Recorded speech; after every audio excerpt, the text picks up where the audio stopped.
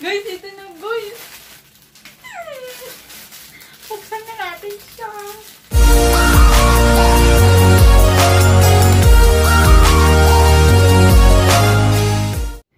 Hi guys! Welcome back sa aking vlog. So today, magtuturo sa inyo si Teacher Lee ng algebra. Char!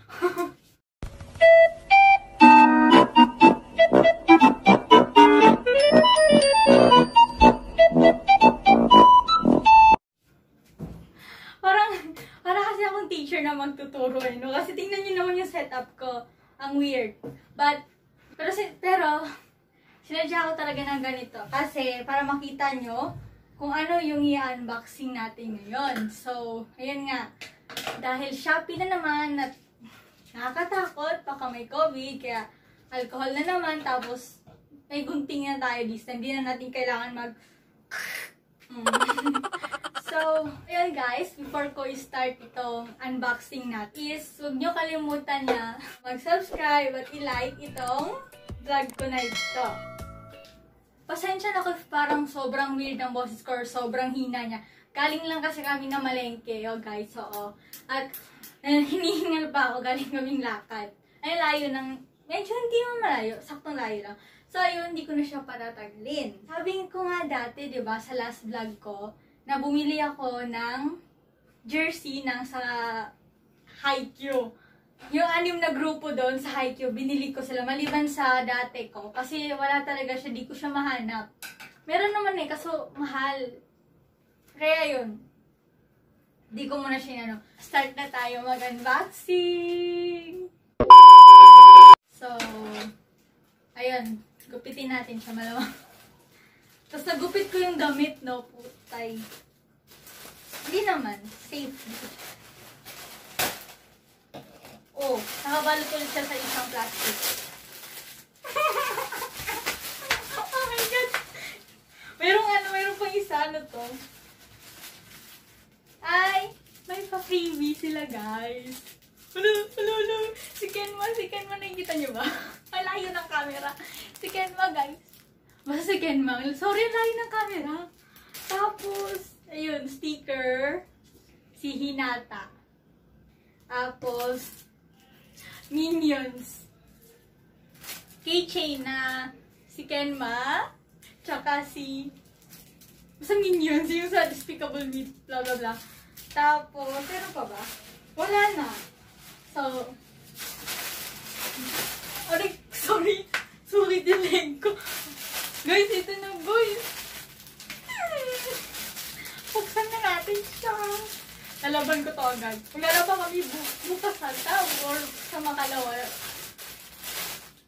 Tingnan natin if maganda yung tela, yung print, lahat. God! Nakikita nyo ba yung nakikita ko? Oh my God! Tingnan natin if okay. Manipis siya. Lapit ako sa camera. Manipis siya. Kita nyo ba siya? Okay ba? Para sa inyo. Okay ba siya? Yan. Number 9, kay Kageyama ng Karasuno. Setter. Woo! Tapos, tingnan mo natin if yung manipis siya. So yun, manipis talaga siya. Di ba nakita niyo yung sticker doon? Manipis siya, guys. Manipis siya. Tapos yung print, okay, maganda yung print. Hindi siya yung sticker na natatanggal if malalabhan or ano. Maganda yung print, pero manipis lang talaga yung damit. Tapos tingnan natin if may damage. So far, wala naman. Oh my God! Kinikilig ako, guys! Ako sumigaw! Kasi may tao sa baba. Yung pagkakatahi, so far, okay naman. Yep, tingnan nyo. Baliktarin natin, Parang pero literal na na-reviewin natin, diba? Okay naman siya, diba? Kita nyo, yung tahi. Okay naman, diba? Wala siyang damage. Tas, yung medyo hindi ko bet sa kanya, is manipis siya. Like, nakikita talaga yung, loob. Pero yung print maganda, guys. Maganda yung print. Oo. Oo nga, maganda yung print. Small yung binili ko, guys. Yan o, okay yung size niya, diba? Oh my God. Hala. A few moments later. Gusto ko siyang sautin. Kaso baka may COVID char. Arte, no? Sa next vlog ko, ipakita ko sa iyo yung cosplay ko. Oh, cosplay. Ipakita ko sa inyo na sautin ko siya. Baka mapunit ko na, no? So, isang damit pa lang yun, guys. Isang grupo pa lang. Karasuno, Kagiyama, number 9, Setter, Who. Gusto ko talaga bilhin lahat, actually. Lahat ng grupo nandun sa store na to. Lahat ng number nila. Lahat sila. Kaso, guys, 200 isa. Wala na akong pera. Lahat nga ito nagastos ko. 2K plus ata, 1K plus. Di ko malala. Oh, 2K plus. Naalala ko 2K plus. Tapos kapag bibilhin ko lahat ng grupo, patay. Baka abutin ng 5K. So, punta tayo sa next. Wait lang, baba ko lang kasi nasa pinaka-ano sila eh. Oh my God! Ay, gunting ako. Ba't yung ginamit?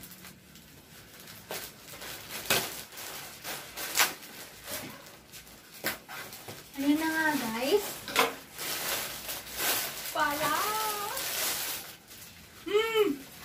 Tapon na natin sa baba. Ay, wait lang, baka may freebies. Wala siyang freebies di tulad nito. Buti pa to, isa lang may freebies. Samantalang ito, 5 lang. Anong store? Alam, wait! Ba't dapat lang? Parang animata yung binili ko na grupo. Hala. Wait lang, mamaya check natin. Baka nakulang sila, no? Patay tayo dyan. So, buksan na natin yung isa. Alam niyo na to, anong grupo to, di ba? 5 minutes later. So guys, kinat ko muna yung video kasi kinakabahan ako. Ano kasi sa pagkaalala ko, 6 talaga lahat ng binili ko. Tapos nung chinek ko ngayon, di ba 5 lang? Ilan ba? Di ba 4 lang? 1, 2, 3, o 4 lang. So wala din dun sa isa. So ibig sabihin, kulang ng isang item. Tapos, yun, chinek ko sa Shopee. Yun nga, 5 nga. Dapat 5 to. Yung kulang, yung Fukurodani. Yung grupo din ng Bokoto, wala dito. Wala dito yung jersey ni Bokoto. Oh my God. 11 minutes later. So, ayun, na-chat ko na rin yung store. Ngayon lang. Sinabihan ko sila na kulang nga ng isa. Tapos, sana may hatid na dito. My God, sakto yung binayad ko. Tapos kulang pala isa. Anyway, umaya ko na lang sila isipin. Pakita ko muna sa inyo yung iba. So, start tayo sa Inarizaki. Kay Miyatsumo yung binili ko na jersey number 7. Kaya natin siya.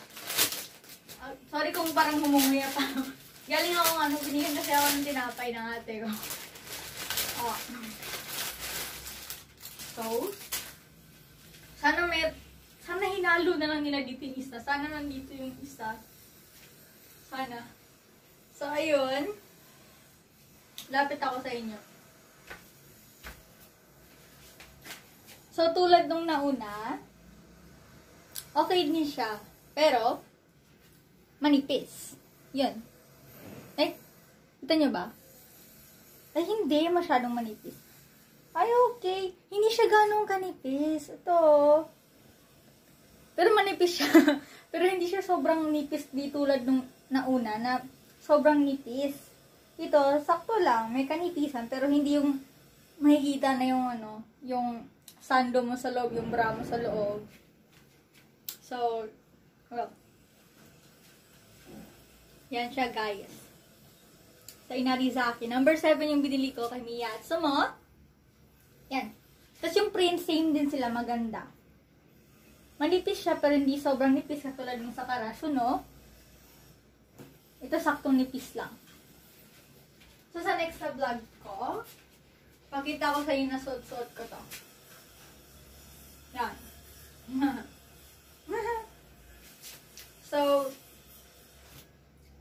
din sila, okay lang. Pati yung pagkakatahi, okay lang. So, tayo sa pangatlo. Parang malig ko eh, no? Ano na, bigla akong na-down nung nalaman kong kulang ng isa. My God, te. Ito. Ito siya, guys, oh. Si Kenma. Kay Kenma yung binili ko. Meko, ma! Tas yung, malaki siya, no? Small binili ko yun. Malaki yung size nila. Sa store na to, malaki yung size sila ng small. Parang pang medium sa akin. Tas yung, same lang din sila. Hindi ganong nipis. So, hindi siya ganong kanipis. Same sila. May kakapalan natin na hindi talaga, tulad dito na makikita na yung kaluluwa, grabe. Yung sando mo. So, same din sila. Okay yung print. Okay yung print.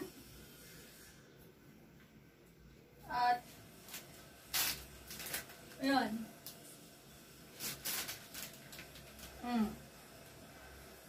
Okay ba? Okay na ba?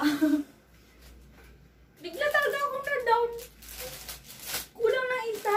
Hinakabahan ako, 285 pa naman yun. My God. Pero, tiwala lang. Ang bait naman yung yung seller. Nagre-respond naman. Kasi dati sinat ko siya. Actually, kasi yung sa Inarizaki, number 1 yung na-click ko na imbis number 7. Kaya sinat ko siya if pwede i-change to number 7. At ayun, na-change naman niya. Kaso yung Pokorodani, di talaga. Kay Bokoto, di niya nadala. Oh my God. Sana nandito kay Bokoto, nahalo sa ayaw ba Josay. Pero feeling ko malabo. So, Shiratourizawa. Kay Tendo. Baki, dito. Baki ni ole nani wo kokoro wo da yo konna niku dake nani wo Brock 精神をだよ 相変わらず読めねえ Hindi ko alam yung buong Yun yung ringtone ko sa cellphone ko kapag may natawag sa akin. Kay Tendo. Baki. Nito. Parang ba yung lyrics? Hindi ko alam. Basta yun. Yun yung ringtone ko kapag may natawag sa cellphone ko. So, yun. Di siya ganong manipis talaga. Okay talaga siya. Itulad nung sa Karasuno. Okay ito. Hindi masyadong manipis. Tapos yung print, same din. Okay, maganda. Maliban sa part na may kulang isa, siya maganda. So, ano to? Pupitin ko na lang. So, yun. Same din sila maganda, guys. Maganda yung print. Maganda yung pagkakatahi. Okay lang naman. Tapos, yung print, okay. Sinabi ko ulit, no? Mag-overall, okay naman siya, maganda. Kasya sa akin to. Parang mas maliit to kaysa dun sa naunang dalawa. Yun, same sila. Maganda. Panghuli. Panghuli sa Ayoba Josai.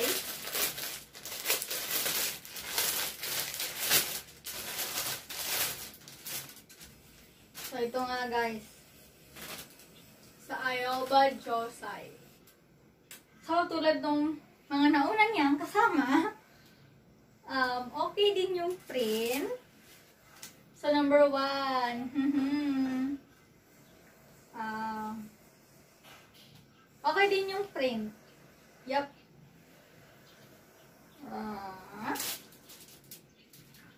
Bigla ako nawalan ng energy, no? Kanina kilig na kilig ako sa nauna. Tapos nung nabuksan ko talaga yung pangalawa, bigla akong na-drain. Guys, kulang kasi ng isa yung pera ko. Sakit. Pero kukulitin ko talaga yung seller. Di pwede. Kailangan hihatid niya sa akin si Bokoto. Kailangan hihatid niya sa akin. So, yun. Di ako Hindi na talaga ako makasettle. Yung utak ko kasi nandun talaga sa seller eh. Nandun kay Bokoto.